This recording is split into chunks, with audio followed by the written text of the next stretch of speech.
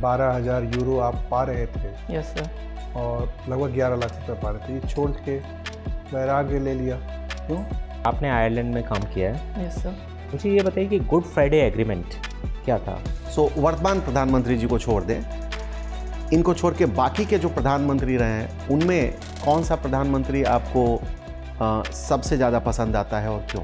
अच्छा, वही प्रत्यक्ष लोकतंत्र की तरफ बढ़ते हैं तो रेफरेंडम ऑफ प्लेबेसाइड, यस सर। इनको देखा जाए तो कमोबेश हिंदी में एक ही कहते हैं जनमत संग्रह, लेकिन दोनों के प्रकार के जनमत संग्रह में क्या अंतर है? ट्रेडिशनली अगर हम बात करें तो परफ्यूम्स को as an item of luxury देखा गया है। क्या अभी भी हम उसे उसी नज़रिए से देखते हैं या वो एक नेसेसिटी बन चुका है अपने लाइफस्टाइल को देखते हुए?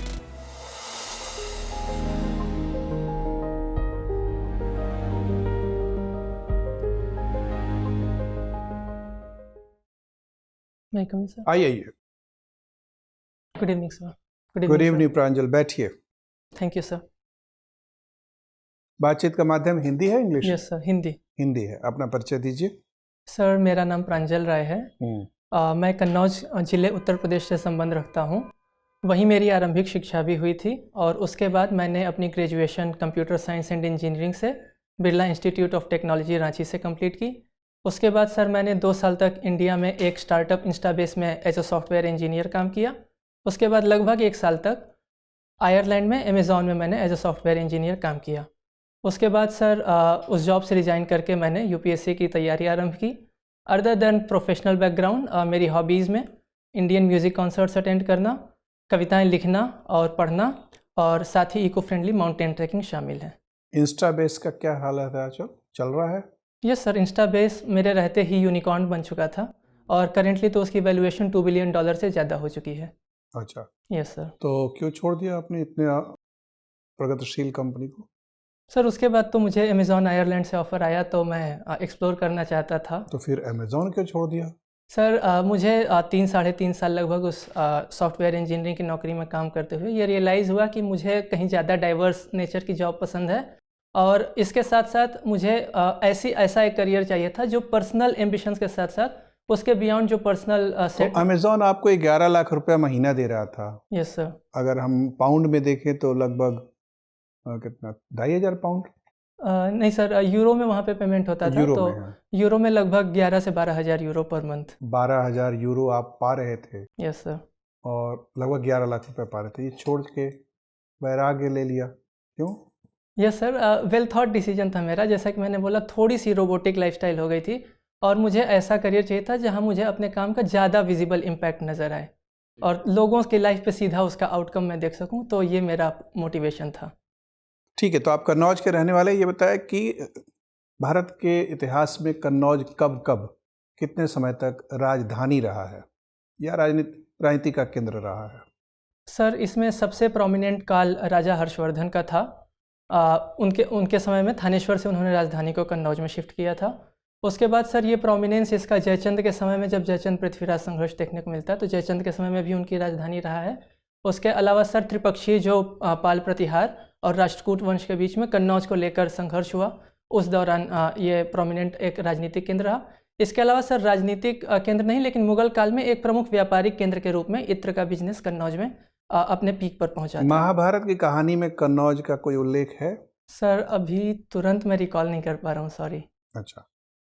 महाजनपद काल में क्या कन्नौज अस्तित्व में था? सर अस्तित्व में था, इट्सेल्फ एक महाजनपद नहीं था। कन्नौज के आसपास अवध, काशी, अगर पूर्व में जाएं तो काशी, कौशल, इस तरह के महाजनपद थे। तो मैं श्योर नहीं हूं कि किस महाजनपद का हिस्सा था, पर अस्तित्व में था सर। अच्छा, ठीक है। तो चूँकि आपने हिंदी विषय लिया है, एक सॉफ्टवेयर इंजीनियर को हिंदी की तरफ आकर्षित होने के पीछे कुछ न कुछ तो ठोस वैज्ञानिक तर्क होंगे। Yes sir. कौन कौन से वो तर्क हैं? सर सबसे पहले तो मेरे जो पिताजी हैं वो खुद एक साहित्यकार हैं और हिंदी के शिक्षक भी हैं, तो वहाँ से ही एक बचपन से ही रुझान रहा, साहित्य में भी और हिंदी में भी। तो वो एक पहला कारण रहा और वही साहित्य में जो रुझान की वजह थी, तो सर एकेडमिकली कभी मैं हिंदी को परस्यू नहीं कर पाया, तो वो भी एक कारण था कि मैंने हिंदी को अपना ऑप्शनल चुना कि मैं गहराई से उस विषय का अध्ययन कर सकूं। ठीक है। भक्ति साहित्य में भगवान के कई अवतारों का उपयोग किया गया है रचना के मुख्य कथा हीरो के रूप में कहें, उसमें सबसे ज़्यादा लोकप्रिय कृष्ण है, यस सर। कृष्ण अवतार, और दूसरे नंबर पर राम है।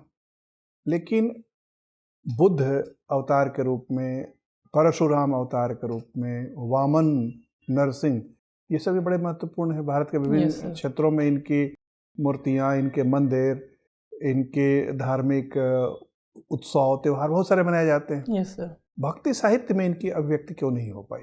सर, जो कारण मैं सोच पा रहा हूँ उनमें सबसे पहले तो राम और कृष्ण जो दो स्वरूप हैं, तो एक लोक रंजक स्वरूप है और एक लोक मंगलकारी स्वरूप है। तो समाज का मुझे लगता है कि जो रुझान है वो ये दोनों रूपों से ज़्यादा कनेक्ट कर पाता है अन्य किसी कथा के अलावा। और जो पारंपरिक रूप से जैसे वाल्मीकि ने जो रामायण लिखी थी उसको आधार ग्रंथ बना के तुलसी द्वारा रामचरितमानस की रचना, या जो भागवत या गीता को आधार बना के फिर अन्य पदों की रचना कृष्ण भक्त कवियों द्वारा, तो उसने भी इसको बढ़ावा दिया। लेकिन तुलसीदास की रचना से पहले भी राम, कबीर वगैरह के यानी संत कवियों के उपास्य तो थे ही। Yes sir. तो वो खाली तुलसी से उसकी व्याख्या नहीं हो पाती है। यस सर, मैं अभी तो यही सोच पा रहा हूँ कि लोक मंगलकारी या लोक रंजक स्वरूप है वो समाज को ज़्यादा आकर्षित अच्छा, ये करता बताइए है। कि कबीर किसके शिष्य थे, किस दार्शनिक के? उनके गुरु का नाम रामानंद था, जो राम भक्ति परंपरा में ही थे। अच्छा, रामानंद और रामानुज के दर्शन में कुछ फर्क है? यस सर, रामानुज का जो दर्शन था वो विशिष्टाद्वैतवाद का था, और रामानंद का जो दर्शन है वो सगुण राम भक्ति धारा का है। तो कबीर ने रामानंद से केवल राम का नाम लिया, उस सगुण दर्शन को उन्होंने स्वीकार नहीं किया था। तो दोनों के दर्शनों में ये मूलभूत अंतर है। रामानंद जी क्या जाति व्यवस्था को स्वीकार करते थे? रामानंद जी इसके खिलाफ बहुत मुखर नहीं थे, लेकिन कबीरदास ने जाति व्यवस्था का मुखर विरोध किया है। ठीक है, रामानंद जी के अन्य शिष्यों का नाम बताइए, कबीर के अलावा। सर, कबीर के अलावा मैं अभी ध्यान नहीं कर पा कोई रहा। बात, ठीक है, धन्यवाद। प्रांजल, यस सर। आपने आयरलैंड में काम किया है, यस सर। मुझे ये बताइए कि गुड फ्राइडे एग्रीमेंट क्या था? सर, जहाँ तक मैं याद कर पा रहा हूँ, गुड फ्राइडे एग्रीमेंट जो नॉर्दर्न आयरलैंड का हिस्सा था, जो ब्रिटेन का पार्ट बना, हाँ। तो उसमें यह था कि भविष्य में कभी इसमें रेफरेंडम के जरिए अगर वहाँ पे कंसेंसस चेंज होता है तो इसको आयरलैंड का पार्ट बनाने की एक संभावना उसमें रखी गई थी। अगर आप मैं श्योर हैं ये यही है? सर, मुझे एक बार चेक करना पड़ेगा, सॉरी। अच्छा, क्या आप मुझे बता सकते हैं कि जब हम यूज़ करते हैं United kingdom, yes sir. Great Britain और इंग्लैंड, यस सर। तो क्या अंतर है इसमें? सर, इंग्लैंड जो चार जो हिस्से हैं, इंग्लैंड उनमें से एक है। इसके अलावा स्कॉटलैंड, एडिनबर्ग और नॉर्दर्न आयरलैंड, ये 3 अन्य हिस्से हैं यूनाइटेड किंगडम के। सर, ग्रेट ब्रिटेन मैं अभी ध्यान नहीं कर पाऊँ, थोड़ा सा उनके बीच भी डिफरेंस है। अच्छा, और यूनाइटेड किंगडम जब बोलते हैं? सर, यूनाइटेड किंगडम चारों जो मैंने नाम बताया उनको मिला के। अच्छा, चलिए आप ये देख लीजिएगा। आयरलैंड में अभी हाल फिलहाल में काफ़ी घटनाएं हुई हैं पिछले वर्ष, जिसमें कि भारतीय मूल के लोग हैं उनको टारगेट किया गया है। ऐसा क्यों? सर, थोड़ा सा पूरे वेस्ट में ही देखा जाए तो एंटी इमिग्रेशन सेंटीमेंट जिस तरीके से राइज कर रहा है, और आयरलैंड में पिछले कुछ वर्षों में भारतीयों की संख्या बहुत तेज़ी से बढ़ी है। 80,000 से अधिक भारतीय वहाँ पर वर्तमान में निवास कर रहे हैं, तो कहीं ना कहीं वो कारण है। तो ये पर्टिकुलरली टारगेटिंग ऑफ इंडियंस है या जनरली जो फॉरेनर्स हैं उनको टारगेट किया जा रहा है? सर, ये इन जनरल तो पूरा एंटी इमिग्रेशन सेंटीमेंट है, पर जो कम्युनिटी सबसे ज़्यादा विजिबल उनको दिखाई देती है वो उसका शिकार सीधे सीधे अच्छा। बन जाती है। ये बताइए कि जीनोफोबिया क्या होता है? सर, किसी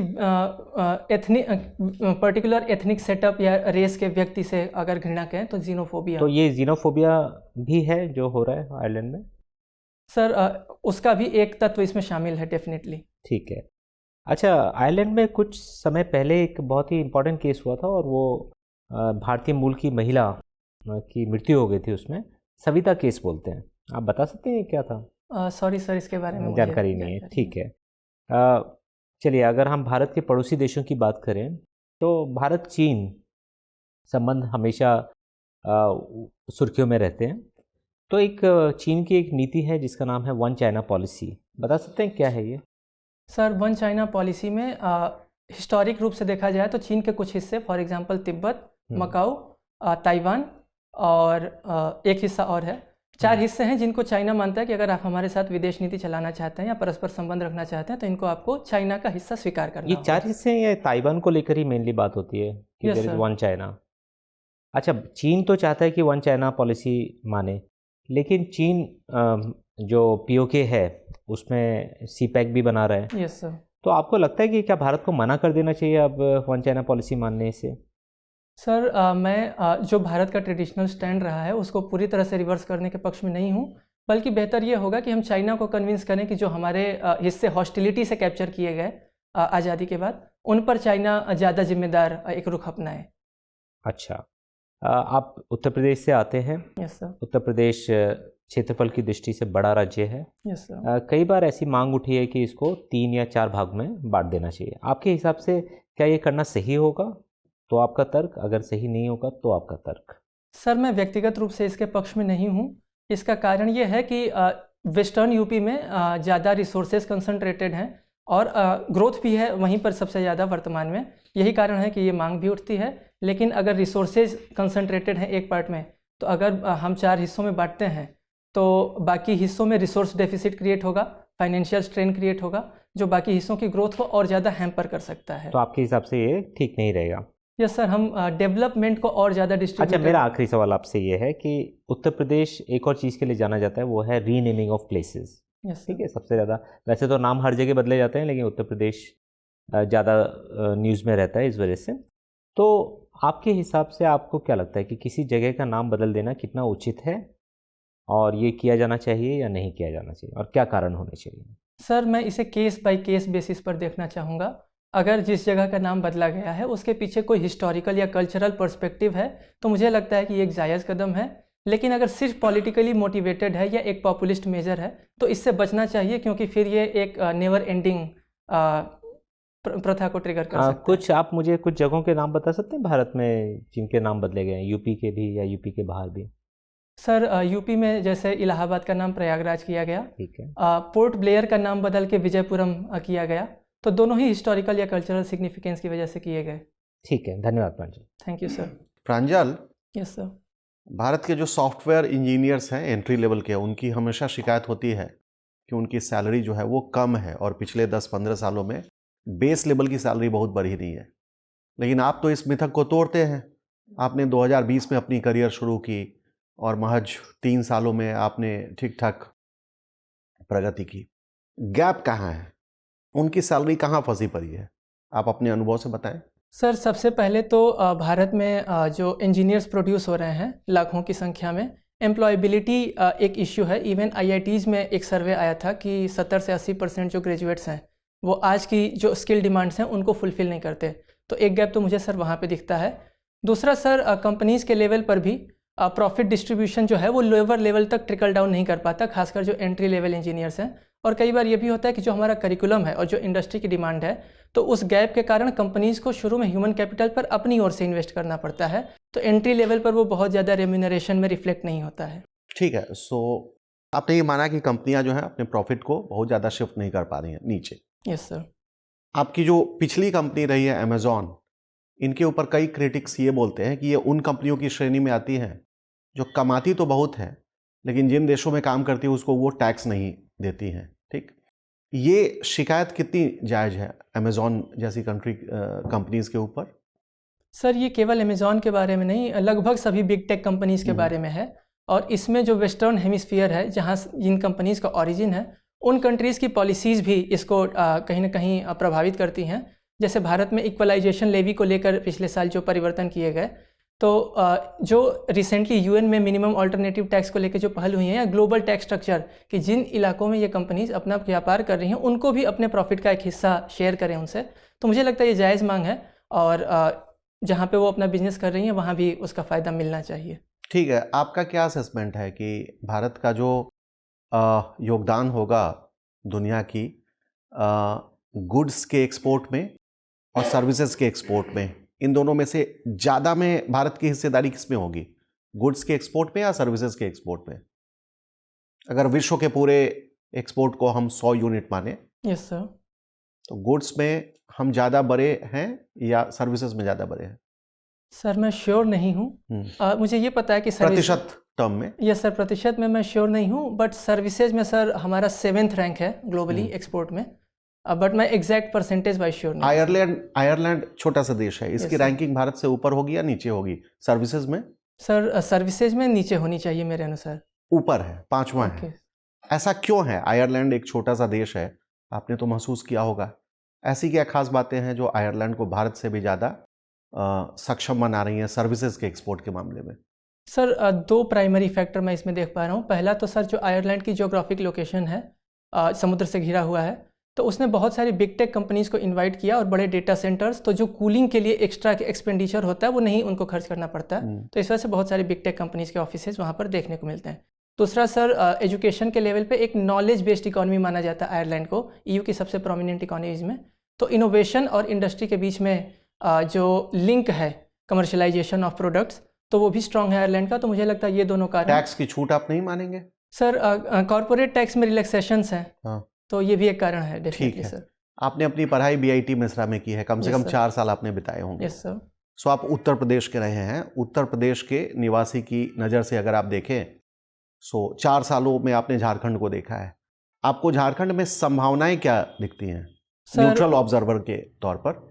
यस सर, सबसे बड़ी संभावना तो जो मिनरल या रिसोर्सेज प्रेजेंट है झारखंड में, छोटा नागपुर एरिया में खासकर, तो उनके पोटेंशियल को टैप करना विदाउट हार्मिंग द एनवायरनमेंट। और दूसरा कि झारखंड को खुद उसका फायदा मिल सके, वो मिनरल कर्ज या रिसोर्स कर्ज की जो थ्योरी है उसको ब्रेक कर सके, ये एक पोटेंशियल मुझे दिखता है। दूसरा सर कुछ वहाँ पे सबसे पहले तो ट्राइबल पॉपुलेशन जो है, तो ट्राइबल पॉपुलेशन को जो विकास की मुख्य धारा है, उनके जो कल्चरल मान्यताएं हैं उनको सम्मान देते हुए उनको मुख्य धारा से जोड़ना और उनके विस्थापन वगैरह की जो समस्या उनको सॉल्व करना। तो मुझे लगता है इस दिशा में काम करें तो ह्यूमन कैपिटल डेफिनेटली। ठीक है, अंतिम सवाल है कि आप अपने स्कूल के प्राइम मिनिस्टर रहे हैं, मतलब छात्र संसद के। ठीक है। सो वर्तमान प्रधानमंत्री जी को छोड़ दें, इनको छोड़ के बाकी के जो प्रधानमंत्री रहे हैं उनमें कौन सा प्रधानमंत्री आपको सबसे ज़्यादा पसंद आता है और क्यों? सर मुझे अगर एक प्राइम मिनिस्टर चुनना हो तो मैं मनमोहन सिंह जी को चुनूंगा, और प्राइम मिनिस्टर के तौर पर भी और फाइनेंस मिनिस्टर के तौर पर भी जो उनके कार्य रहे रिफॉर्म्स और खासकर सिविल न्यूक्लियर डील अमेरिका के साथ, और फाइनेंस मिनिस्टर के तौर पर जो इकोनॉमी को ओपन करने में उनकी भूमिका रही, तो मुझे लगता है कि उनका कार्यकाल एक महत्वपूर्ण कार्यकाल रहा। ठीक है प्रांजल, धन्यवाद। Thank you sir. प्रांजल, आपके पिताजी शिक्षक हैं। Yes sir. और आपने भी अपने स्कूल डेज में स्पीच कंपटीशन में भारतीय शिक्षा पद्धति पे एक प्राइज़ जीता है, जिसका आपने यहाँ वर्णन किया है। तो वर्तमान में देखा जाए तो जो राष्ट्रीय शिक्षा नीति लाई गई है, यस सर, ये पारंपरिक शिक्षा नीति से कैसे बेहतर साबित होगी, या फिर हम यूँ कहें कि जो पारंपरिक शिक्षा नीति है उनमें कौन से ऐसे प्रावधान हैं जिसको कि इसमें भी शामिल करना चाहिए? सर किन विषयों पर यह बेहतर साबित होगी, तो उसमें सबसे पहले तो मुझे लगता है जो फ्लेक्सिबिलिटी ये प्रोवाइड करती है करिकुलम के बीच में, कोर्सेज के बीच में शिफ्ट करना, वो इसका एक प्लस पॉइंट है। दूसरा सर जो ये इमर्जिंग टेक्नोलॉजीज़ है उनमें भारत को किस तरीके से एक लीडर के रूप में प्लेस करना है और उसमें शिक्षा का क्या रोल हो सकता है, उसको आइडेंटिफाई करती है और उन गैप्स को फिल करने की कोशिश करती है। तो मुझे लगता है ये कुछ फ्रंट्स हैं जहाँ पे बेहतर कर रही है। जहाँ तक जो ट्रेडिशनल हमारी एजुकेशन पॉलिसी रही है उससे जिन प्रावधानों को शामिल करने की बात है, मुझे लगता है कि जो पारंपरिक शिक्षा रही है हमारी या जो रेगुलेशन रहा है उसमें कुछ एस्पेक्ट, जैसे रिसेंटली हमने जो रेगुलेशन बिल पास किया तो उसमें हमने डिसेंट्रलाइज करने की या अलग अलग इंस्टीट्यूट्स बनाने की बात की, अथॉरिटीज़। तो मुझे लगता है कि उस पर एक बार रिकन्सिडरेशन करके पुरानी जो व्यवस्थाएं हैं उनके साथ में उसका तुलनात्मक अध्ययन किया जा सकता है, और हमने स्टैंडिंग कमेटी को इसीलिए वो बिल भेजा भी है। अच्छा, राइट टू एजुकेशन जो है उस पर कोई प्रभाव पड़ेगा इसका, नई शिक्षा नीति का? सर मुझे नहीं लगता है, क्योंकि उस दृष्टि से कई जो सोशियो इकोनॉमिक बैकवर्ड बैकग्राउंड्स हैं जो स्टूडेंट्स हैं उनके लिए कई बेहतर व्यवस्थाएं करने की बात इस शिक्षा नीति में कही गई है, तो मुझे लगता है उसको स्ट्रेंथन ही करना चाहिए। एक बार पुनः मैं आपको प्रधानमंत्री के रूप में लेके जाना चाहूँगा, क्योंकि आपने ऐसा रोल प्ले कर चुका है। तो अगर देखा जाए तो भारत में अप्रत्यक्ष लोकतंत्र की व्यवस्था है, जिसमें कि मंत्रिपरिषद जो है उत्तरदायी होता है निचले सदन के प्रति। वहीं देखा जाए तो प्रधानमंत्री इसका मुखिया होता है, तो जिसको कि मून अमंग द स्टार्स कहते हैं या फर्स्ट अमंग द इक्वल्स कहते हैं। तो इससे क्या तात्पर्य है? सर इसमें मुझे लगता है कि प्रधानमंत्री को हायरार्की वाइज ऐसा नहीं माना जाएगा कि वो केवल अपनी अथॉरिटी से डिसीजन लेगा, बल्कि वो पूरे मंत्रिपरिषद से डिस्कशन करके और उनकी बहुमत से निर्णय लेगा, ये इसका है। और दूसरा, चुनाव भी देखा जाए प्रधानमंत्री का तो बहुमत प्राप्त दल के नेता के रूप में चुनाव किया जाता है, तो वो एक और फैक्टर है। और कई बार वो लिंक के रूप में कार्य करता है राष्ट्रपति और मंत्रिपरिषद के बीच में, उन विषयों को राष्ट्रपति को कम्युनिकेट करना या किसी विषय को पुनर्विचार के लिए राष्ट्रपति चाहता है तो मंत्रिपरिषद के सामने लेकिन रखना। जब ये सभी से सुझाव लेकर के ही इसको काम करना है प्रधानमंत्री को, तो ये मून अमंग द स्टार्स कैसे हो गया या फर्स्ट अमंग द इक्वल्स कैसे हो गया? सर प्रैक्टिकली देखा जाए तो सबसे पहले तो अपनी मंत्रिपरिषद का चयन करने के लिए स्वतंत्र है प्रधानमंत्री, तो ये एक कारण है। और दूसरा सर जो पब्लिक अपील होती है और जो प्रभाव होता है वो भी कहीं ना कहीं एक रोल प्ले करता है और डायरेक्ट करता है डिसीजन मेकिंग को मंत्रिपरिषद के स्तर पर, इस कारण मैं मानता हूँ। अच्छा, वही प्रत्यक्ष लोकतंत्र की तरफ बढ़ते हैं तो रेफरेंडम और प्लेबिसाइड, यस सर। इनको देखा जाए तो कमोबेश हिंदी में एक ही कहते हैं जनमत संग्रह, लेकिन दोनों के प्रकार के जनमत संग्रह में क्या अंतर है? सर जहाँ तक मैं ध्यान कर पा रहा हूँ, प्लेबिसाइट में जन भागीदारी या जो जनता के हित के मुद्दे होते हैं उन पर उनकी राय ली जाती है, जबकि रेफरेंडम में जो संवैधानिक विषय होते हैं उन पर जनता को भागीदारी उनकी सुनिश्चित की जाती है। मेरा अंतिम प्रश्न है, यस सर। प्रस्तावना से तो आप वाकिफ होंगे। Yes sir. वर्तमान में देखा जाए तो प्रस्तावना संविधान का एक भाग माना गया है। Yes sir. और पूर्व में देखें तो इसको अलग रखा गया था।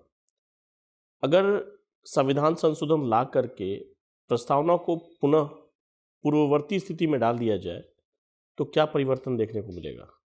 सर पहली बात तो मुझे लगता है कि ये बहुत उचित कदम नहीं होगा, और दूसरी बात कि मुझे लगता है कि प्रस्तावना में जो दर्शन है वो संविधान का निचोड़ ही है, तो उसमें मुझे नहीं लगता कि बहुत ज़्यादा उससे कोई परिवर्तन संविधान के दर्शन में आना चाहिए। प्रांजल, आप कन्नौज से आते हैं। Yes, कन्नौज परफ्यूमरी इंडस्ट्री में एक बहुत इम्पॉर्टेंट लोकेशन है, ना सिर्फ भारत में बल्कि ग्लोबल लेवल पे भी। Yes sir. इस इंडस्ट्री के बारे में बताइए, कब, अगर हम हिस्टोरिकली बात करें तो कहाँ से इसका ओरिजिन ट्रेस किया जा सकता है? सर कन्नौज में इसका सबसे प्रोमिनेंट जो शुरुआत मानी जा सकती है वो राजा हर्षवर्धन के टाइम में, चूँकि वो खुद भी शौकीन थे इत्र के, तो उन्होंने इस इंडस्ट्री को प्रमोट किया था। उसके बाद सर इसका सबसे ज़्यादा पीक देखने को मिला था मुग़ल काल में। एक खुशबूनामा नाम का एक डिपार्टमेंट भी बना था और खुशबू दारोगा नाम का एक अधिकारी भी बना था जो इत्र से रेवेन्यू वसूल करने का काम करता था। तो मुझे लगता है, और दूसरा सर इसके प्रोमिनेंस क्यों इमर्ज किया, तो इसमें मुझे लगता है कि जैसे कि हर्षवर्धन के समय में पॉलिसी ही रही, और दूसरा शेरशाह सूरी के समय जो ग्रैंड ट्रंक रोड का निर्माण हुआ तो उस पर होने के कारण, और लखनऊ और आगरा जैसे प्रोमिनेंट सिटीज से इसकी नज़दीकी के कारण। ठीक है, ट्रेडिशनली अगर हम बात करें तो परफ्यूम्स को as an item of luxury देखा गया है। क्या अभी भी हम उसे उसी नज़रिए से देखते हैं या वो एक नेसेसिटी बन चुका है अपने लाइफस्टाइल को देखते हुए? सर परफ्यूम की जो रीब्रांडिंग हुई है पिछले कुछ समय में, अब मुझे लगता है वो मिडिल क्लास के यूज़ का कंजम्पशन की भी चीज़ बन चुकी है। हालांकि इसका एक निश सेगमेंट भी है जो एग्जिस्ट करता है, और नॉट ओनली मतलब वियरेबल या उसको अप्लाई करने के तौर पर, इवन फूड और इंसेंस स्टिक्स के भी तौर पर हमारे डेली लाइफ में इसका ठीक ठाक प्रांजल, परफ्यूम इंडस्ट्री को लेकर एक बहुत इंटरेस्टिंग ऑब्जर्वेशन है। ऑल्दो इंडिया जो है large chunk of raw material supply करता है वेस्टर्न कंट्रीज़ को, यस कई यूरोपियन कंट्रीज़ को और अदर कंट्रीज़ को भी, और वहाँ पे उस रॉ मटेरियल को यूज़ करके एक्सक्लूसिव परफ्यूम्स बनाए जाते हैं जो दोबारा भारतीय मार्केट में आते हैं और काफ़ी महंगे दामों पर बेचे और ख़रीदे जाते हैं। Yes sir. डोमेस्टिकली हम एक प्रीमियम परफ्यूम इंडस्ट्री को क्यों डेवलप नहीं कर पा रहे हैं? सर इसके बीच मुझे जो सबसे बड़ी वजह लगती है, एक तो B2B सेगमेंट को हमने टारगेट किया और सीधे कस्टमर तक जो हमारी आउटरीच होनी चाहिए थी वो नहीं हुई, और ब्रांडिंग मिसिंग है।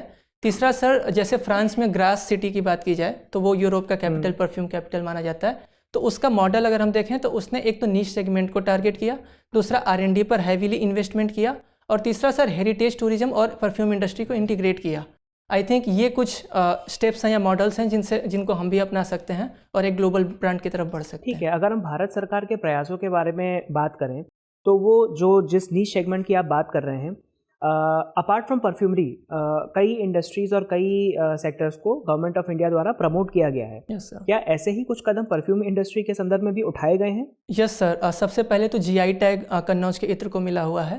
दूसरा sir one district one product में भी शामिल किया गया है, और दूसरा सर कन्नौज में FFDC फ्रेगरेंस एंड मैं नाम भूलना, डेवलपमेंट सेंटर समथिंग, सॉरी, उसको भी स्थापित किया गया था MSME मंत्रालय के द्वारा 1991 में। तो ये कदम सरकार की तरफ से उठाए गए हैं। ठीक है प्रांजल, इंटरेस्टिंगली बस मेरा अंतिम प्रश्न है, आपने इत्र का जिक्र किया। Yes, परफ्यूम, इत्र, डिओड्रेंट, ये बहुत बहुत सारे नॉमेनक्लेचर मार्केट में अवेलेबल है और एक आम कंज्यूमर की नज़र से वो एक फ्रेग्रेंस है। Yes sir. क्या आप डिफरेंस बता सकते हैं इनमें, क्या अंतर होता है? सर इत्र, जैसा कि कन्नौज में जो नॉमेनक्लेचर चलता है उसके हिसाब से इत्र पूरी तरह से ऑर्गेनिक होना चाहिए, किसी भी सिंथेटिक प्रोडक्ट का इस्तेमाल उसमें नहीं होना चाहिए। और दूसरा सर, इत्र सीधे सीधे शरीर पर या स्किन पर अप्लाई किया जाएगा, जबकि परफ्यूम या डिओड्रेंट है वो ज़्यादातर एपेरल्स पर यूज़ किया जाता है। हालांकि आज के समय में बहुत सारी कंपनीज डायरेक्ट स्किन पर अप्लाई करने के लिए भी परफ्यूम्स या डिओड्रेंट का निर्माण ठीक कर है रही है। शुक्रिया। Thank you sir. Pranjal, Ireland के GDP और GNI में बड़ा भारी अंतर है। सामान्यतः इतने अंतर अन्य देशों में नहीं देखे जाते हैं। क्या होता है ये दोनों, GDP और GNI? Sir, gross domestic product ये है कि डोमेस्टिक बाउंड्रीज़ के भीतर जो भी टोटल गुड्स एंड सर्विसेज का प्रोडक्शन हो रहा है उनका सम, टोटल कॉस्ट का सम। जबकि ग्रॉस नेशनल इनकम में जो नेशनल्स हैं उस कंट्रीज़ के जो सिटीजन्स हैं, वो चाहे दुनिया के किसी भी भाग में रह रहे हों, उनके द्वारा जो इनकम अर्जित की जा रही, जो सेवाएं या वस्तुएं प्रोवाइड की जा रही, उसका टोटल। तो आयरलैंड का GDP ज़्यादा है कि GNI ज़्यादा है? सर मैं श्योर नहीं हूँ, सॉरी सर। GDP बहुत ज़्यादा है, ओके सर। लगभग GNI का 167% है। ऐसा क्यों है? सर मुझे लगता है कि आयरलैंड में जैसा कि मैंने बोला कि बाहर से इमिग्रेशन करके काम करने वाले बहुत सारे प्रोफेशनल्स हैं, जिन्होंने हो सकता है कि सिटीजनशिप न ली हो, तो वो उसकी GDP में तो शामिल होगा, लेकिन उसकी GNI में शामिल नहीं होगा। तो ये एक कारण मैं सोच पा रहा हूँ। और BEPS क्या है? BEPS चर्चा में रहता है आयरलैंड के संदर्भ में, BEPS। सॉरी सर, मैं श्योर नहीं हूँ इसके बारे में। अच्छा, बेस इरोजन प्रॉफिट शिफ्टिंग ऐसा बोलते हैं। Okay sir. क्या है ये? सर मैं अभी तुरंत रिकॉल नहीं कर पा कई रहा हूँ। विशेषज्ञ आयरलैंड को टैक्स हेवन के वर्ग में रखना चाहते हैं। आपको क्या लगता है, कहाँ तक न्यायोचित है? क्या आयरलैंड टैक्स हेवन है? सर कॉर्पोरेट लेवल पे तो रिलैक्स टैक्स पॉलिसीज़ हैं आयरलैंड में, बट पर्सनल लेवल पे देखा जाए तो इनकम टैक्स हैविली चार्ज किया जाता है। इफेक्टिव टैक्स रेट 40 से 45% के बीच में पहुंच जाता है। तो डिपेंड करता है कि अगर कोई सिर्फ अपने बिजनेस को शिफ्ट कर रहा है तो उसको उसका लाभ मिल सकता है, लेकिन कोई इंडिविजुअली भी वहाँ शिफ्ट हो रहा है और अच्छी पर्सनल इनकम उसकी है तो उस पर उसे अच्छा खासा टैक्स चुकाना पड़ेगा। अकाउंटिंग के संदर्भ में एक फ्रेज बड़ा पॉपुलर है, सिंगल मॉल्ट। सुना है कभी? सॉरी सर, मैंने नहीं सुना इस बारे में। अच्छा, कोई बात नहीं। ठीक है प्रांजल, आपका इंटरव्यू हो गया, आप जा सकते हैं। Thank you sir, thank you.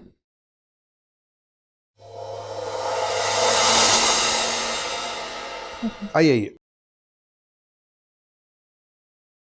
बैठिए। Thank you sir. कि ये तो आपका तीसरा अटेम्प्ट है? नहीं सर, फर्स्ट अटेम्प्ट है। पहला प्रयास है? Yes sir. और इंटरव्यू तक आ गए हैं तो अच्छी बात है। परफॉर्मेंस अच्छा है, सब लोग आपकी प्रशंसा कर रहे हैं। सहज तरीके से आप बातचीत कर रहे हैं, प्रश्नों को ले रहे हैं, और ड्रेस अच्छा है, बैठने की भंगिमा अच्छी है, टाई वैसे तो अच्छा है लेकिन और बेहतर हो सकता है। सर अभी ये चेंज करना है, ये सूट नहीं पहनना है वहाँ पे। और साहित्य वगैरह के ठीक है, जवाब आपके तथ्यात्मक रूप से ज़्यादातर सही है। एक जगह सिर्फ आप थोड़ा सा स्पष्टता की कमी थी, 1 या 2 अवसरों पर। चाइना के जो नीतियां हैं ना, उसको थोड़ा बारीकी से दिखेगा। 3-4 अलग अलग मुहावरे हैं। 1 China 2 nation, 1 China policy, 1 China 2 state, ये थोड़े से भ्रम पैदा करने वाले एक्सप्रेशंस हैं। तो वो देख लीजिएगा। एक वो अपना पंजा भी लगाते हैं, यस सर, 5 फिंगर, तो वहाँ पर थोड़ा सा लगता है कि आपसे चूक हो गई। ठीक है सर। वो बारीकी से देखेगा। दूसरा, वो आयरलैंड के बारे में बहुत सारी जिज्ञासा होगी, क्योंकि वो देखेंगे कि आप आयरलैंड 1 साल रहे हैं या 10 महीना रहे हैं, तो आयरलैंड की आपकी तैयारी थोड़ी और अच्छी होनी चाहिए। मतलब वहाँ नॉमिनल रेट ऑफ CIT है 12.5%, इफेक्टिवली वो लेस देन 5% हो जाता है। उसी में BEPS वगैरह का उल्लेख आता रहता है। ठीक है सर। और ये जो गुड फ्राइडे एग्रीमेंट दिया है, उस पर भी आपका आंसर सटीक नहीं था। ठीक है सर, मतलब थोड़ा सा देख लूँगा उसके ऊपर। तो इन 2 अवसरों पर तो आपसे उम्मीद की जाती है, जैसे कन्नौज पर भी आपकी जानकारी काफ़ी इकट्ठी की है, जैसे परफ्यूम वगैरह पे आपने काफ़ी अच्छा जवाब दिया है। हर्षवर्धन ऑनवर्ड्स आपने अच्छा जवाब दिया है, लेकिन उसके पहले वाले फेज पर भी थोड़ा सा देख लीजिएगा। कन्नौज का संबंध 2 महापुरुषों से बताया जाता है। एक तो द्रोणाचार्य से उसका संबंध था। Okay sir. और द्रोणाचार्य और द्रुपद जो थे, द्रौपदी के पिताजी, वो बचपन के दोस्त थे। Yes sir. बाद में झगड़ा हो गया तो द्रोणाचार्य ने उनको हराया और आधा राज्य उनका ले लिया। Yes sir.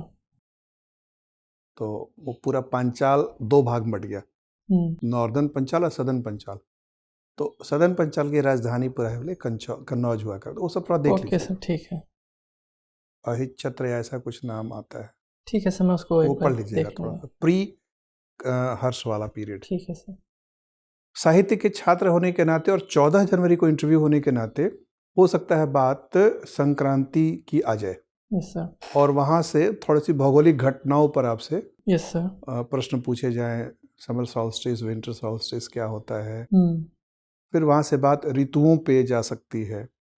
तो 6 ऋतुएं जो हैं हिंदी Yes, sir. परंपरा में, यस सर। उनका क्रम के साथ याद करिएगा। ठीक है सर। और विक्रमी संवत के महीने भी, घर में ऐसा वातावरण आपको मुझे लगता है ही, तो उसके आपके लिए बहुत कठिन नहीं है इसको याद रखना। Yes sir. वो शायद उधर चला जाए। चूंकि आपने स्टार्टअप में काम किया है तो हो सकता है स्टार्टअप पॉलिसी की तरफ उनका ध्यान जाए, तो वो भी मोर्चा अपना मजबूत रखिएगा। ठीक है सर। ये सब इलाके हैं नॉलेज कंटेंट वाइज। वक्त आपके पास लगभग 10 दिन है, तो इसी तरीके से नॉलेज का उपयोग करिए। बाकी चीज़ें बहुत अच्छी हैं, विनम्र हैं आप, बहुत शालीनता से बातचीत कर रहे हैं, भाव भी अच्छा है, सकारात्मक है, और कहीं आर्गुमेंटेटिव नहीं होना चाहिए जो नहीं है आपका। तो वो सब ठीक है चीज़ें अपनी जगह पर ठीक है। चूँकि आप रहे हैं आयरलैंड वगैरह वगैरह, तो वो प्रश्न भी शायद आ सकता है। तो थोड़ा सा ब्रिटिश हिस्ट्री देखना पड़ेगा। ब्रिटेन, ग्रेट ब्रिटेन, तो उसमें ब्रिटेन एक टेरिटोरियल यूनिट है। Wales sir. को साथ में ले लेते हैं तो ग्रेट ब्रिटेन बन जाता है। Yes sir.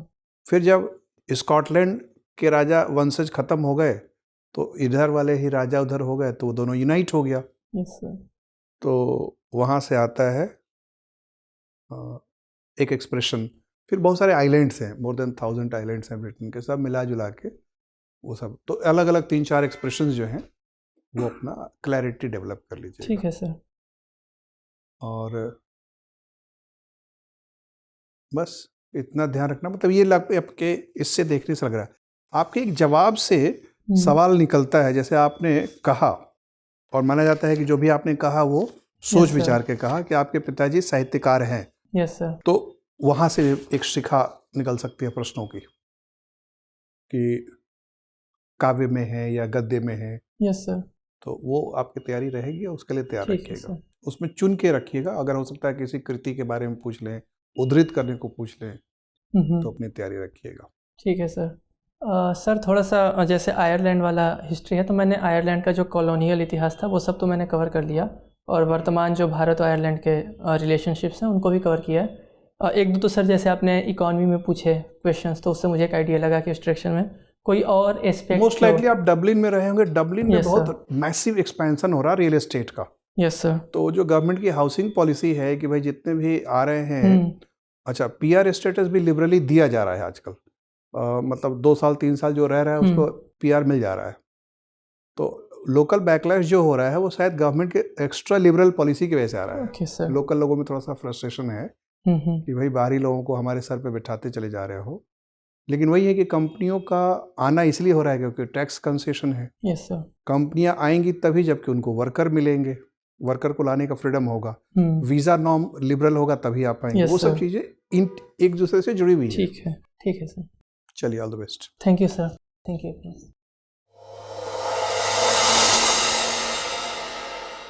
अब एग्जाम की तैयारी को और बेहतर करने के लिए हमारे चैनल को लाइक, शेयर और सब्सक्राइब करना ना भूलें।